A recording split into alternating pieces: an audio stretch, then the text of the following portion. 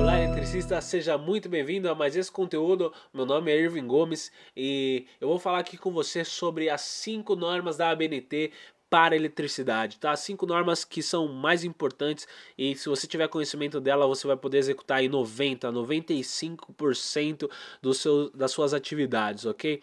Bom, e você deve ter notado, eu não vou falar contigo apenas sobre 5 normas, tá? Vão ser 5 mais uma. Vou falar sobre uma sexta norma que tá ali dentro, você vai saber um pouquinho mais a respeito dela. E se você chegou nesse vídeo, você com certeza sabe da importância das normas para o desenvolvimento das suas atividades. Afinal de contas, como o próprio nome já mostra pra gente, né? As normas dão as diretrizes do que deve ser executado e do que não deve ser executado, né? Como profissionais dos nossos setores. E bom, e o meu objetivo aqui é apresentar rapidamente cada uma dessas normas, tá? Não dá para entrar nos detalhes, senão a gente ia ter aí um vídeo aí de diversas horas, né? No mínimo. Bom, e no final desse vídeo eu vou falar para você como é que você vai ter acesso a cada uma dessas normas que eu vou citar. Enfim, em breve eu já comento isso para você, mas eu não poderia iniciar esse conteúdo sem falar sobre a nossa Bíblia, né? A Bíblia do eletricista, o manual de vida do profissional eletricista, tá? Que é a NBR 5410, tá? A NBR 5410 é uma norma sobre as instalações elétricas de baixa tensão, tá?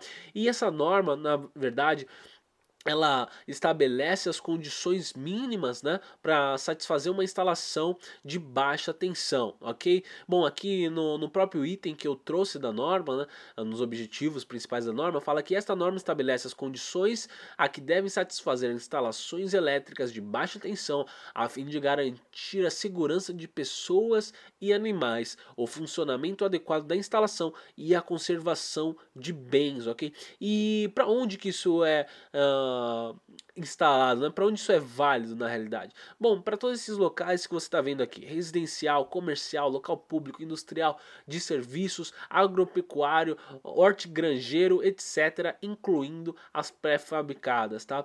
Bom, e você deve ter notado aqui uma coisa muito importante, tá? Eu não sei a sua proximidade com as instalações elétricas, o conhecimento da norma, tá bom? Mas ela também é válida para esse item que você está vendo aqui. Locais de serviços, ou seja, canteiro de obra, cara. Muita gente ainda não tem trazido a atenção de se aplicar a NBR 5410, né? As condições mínimas de instalação para o canteiro de obra. Eu sei que não é algo extremamente fácil, né? Eu também atuo no canteiro de obra, né? Também estou presente com a minha empresa prestando serviço no canteiro de obra e há algumas condições que são adversas para que você não execute, mas você tem que ter todo cuidado para se executar instalações provisórias dentro da NBR 5410, né? E, bom, eu não sei a sua proximidade com esse termo, mas talvez você esteja se perguntando o que são instalações elétricas de baixa tensão. As instalações elétricas de baixa tensão, como a própria norma traz para a gente, são instalações, né, com tensão nominal inferior a 1000 volts em corrente alternada, ok? Onde tem uma frequência aí mínima, né? Ou melhor, inferior a 400 Hz, ok? Ou então 1500 volts em corrente contínua. Essas são as condições, uma das condições em que se é exigida a norma NBR 5410, tá? E essa norma traz pra gente alguns itens que vão garantir que você faça um dimensionamento seguro de uma instalação e entregue uma instalação que o seu cliente tenha total segurança do que você está prestando serviço para ele, que vai ter um sistema que vai funcionar durante longos anos, tá? Eu trouxe aí nessa primeira imagem pra gente uma tabela, né, que mostra alguns métodos de instalação, métodos esses que influenciam no dimensionamento do cabeamento, tá? Na determinação de circuitos por trecho, enfim. E bom, e ele mostra pra gente, né, diversos itens como qual é a quantidade mínima de tomadas para determinado ambiente, qual que é a quantidade mínima da potência de iluminação para determinado ambiente. Tudo vai estar especificado nessa norma para você fazer o melhor projeto possível, como você está vendo nessa imagem.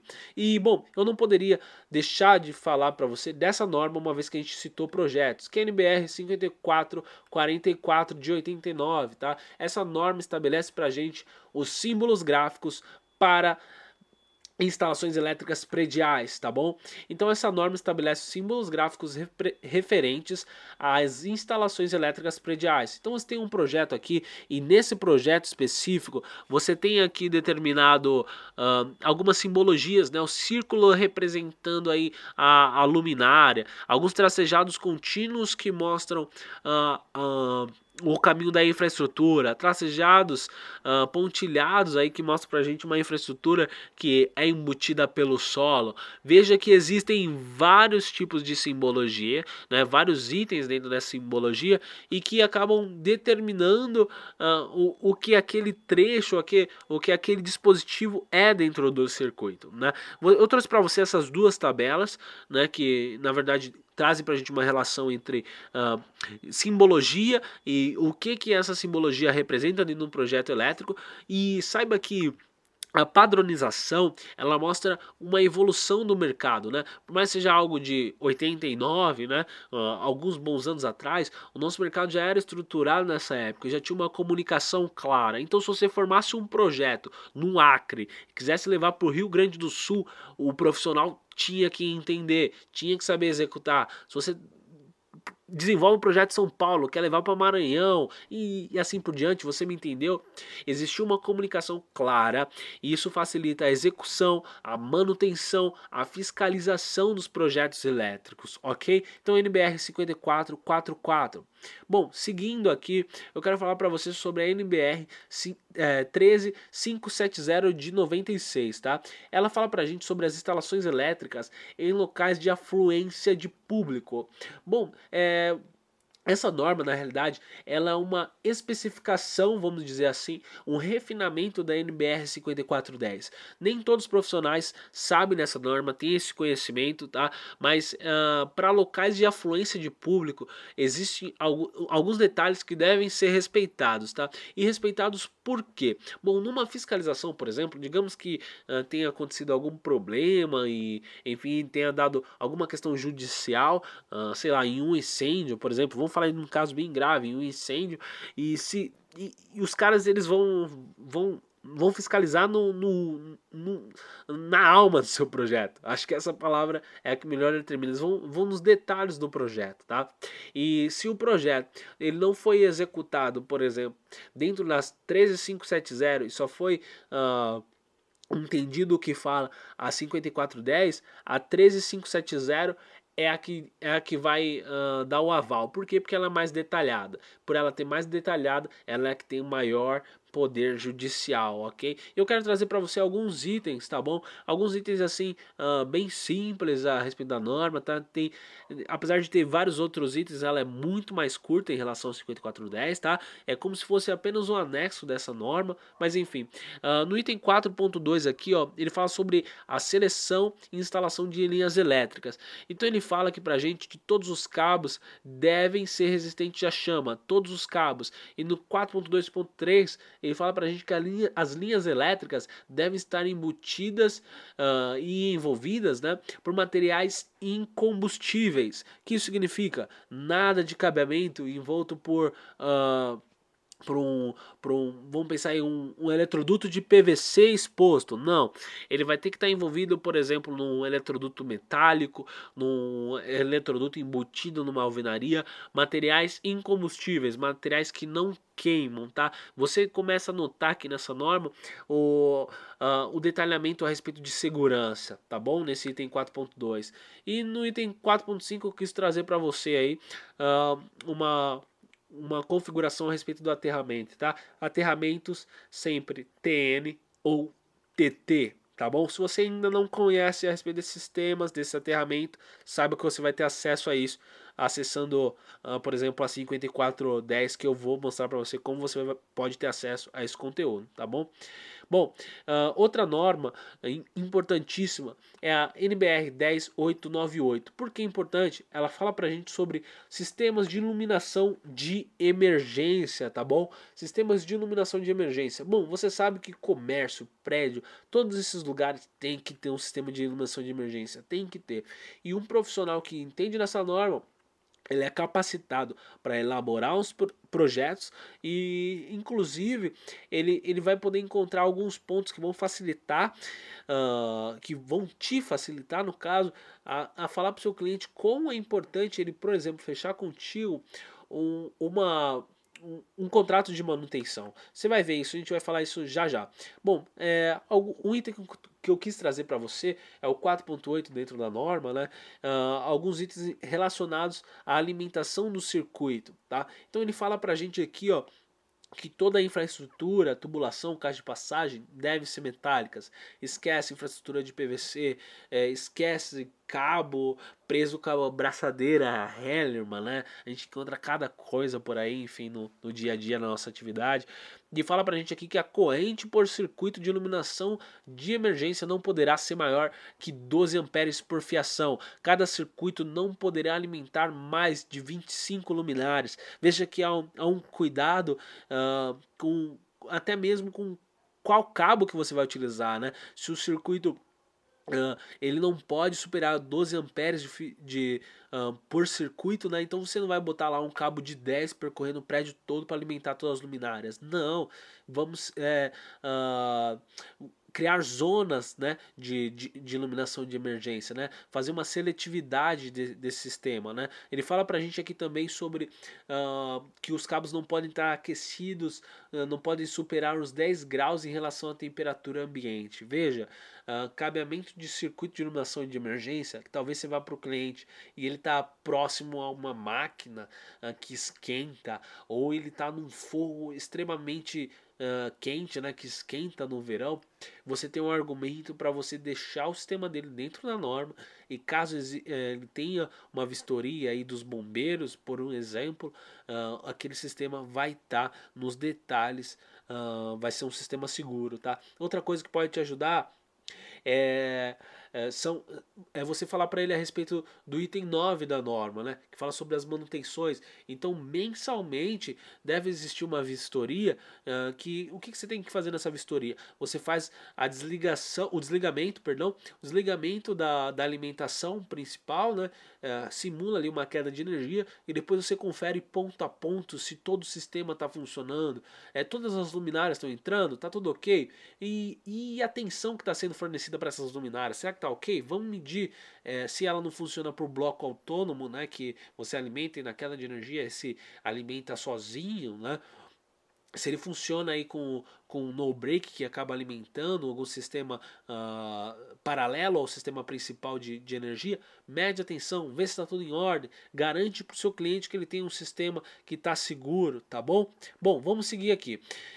NBR 5413 de 92, ela fala para a gente sobre a iluminância de interiores, ou seja, a quantidade de iluminação que deve estar presente, a incidência de iluminação por ambiente de acordo com sua área e com a atividade que é desenvolvida nesse ambiente, né? Então fala aqui, ó, essa norma estabelece os valores de luminância médias mínimas em serviço para iluminação artificial em interiores onde se realizam atividades de comércio, indústria, ensino, esporte e outras, tá? Então, se você estiver falando de colégio, está falando de uma iluminação. Se estiver falando de escritório, outra iluminação. Se você estiver falando de um quarto, por exemplo, um projeto residencial, é uma outra quantidade de iluminação, de lux, ok?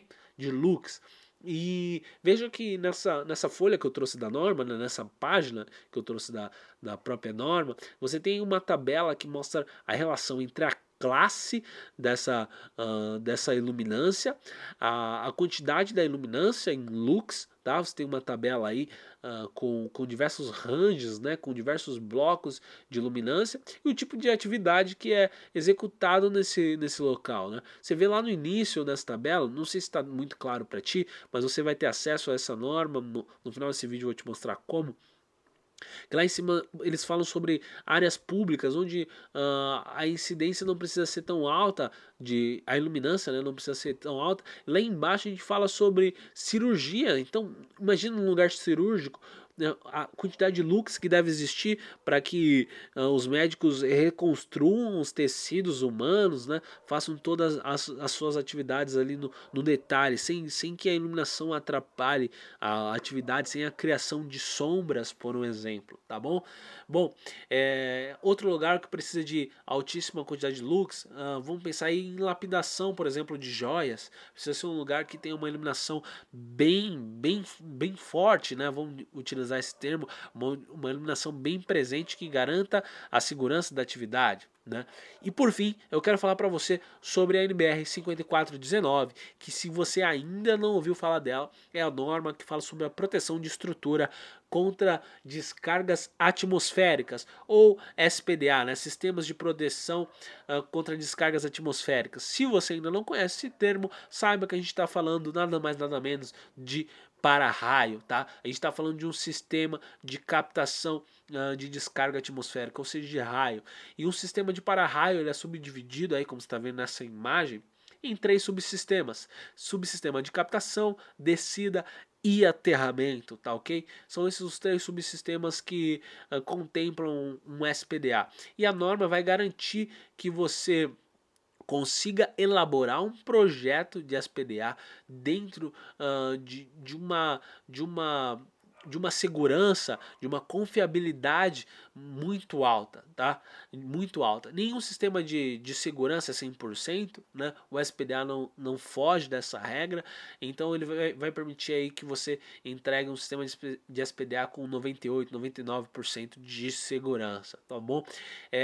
Essa norma também vai falar para você sobre a periodicidade que deve existir de manutenção, de vistoria do sistema de SPDA, tá? Você vai poder falar para o seu cliente, ó, anualmente a gente vai ter que fazer essa vistoria, então você assegura esse serviço para o seu cliente, tá bom? Bom, e ele também fala para a gente sobre a necessidade ou não necessidade do SPDA. Enfim, são vários detalhes que vão te ajudar no dimensionamento, na manutenção e inclusive nas vistorias, tá? E aqui no item 1.2 ele fala que esta norma aplica-se a estruturas utilizadas para fins comerciais, industriais, agrícolas, administrativos ou residenciais e as estruturas especiais previstas no anexo A.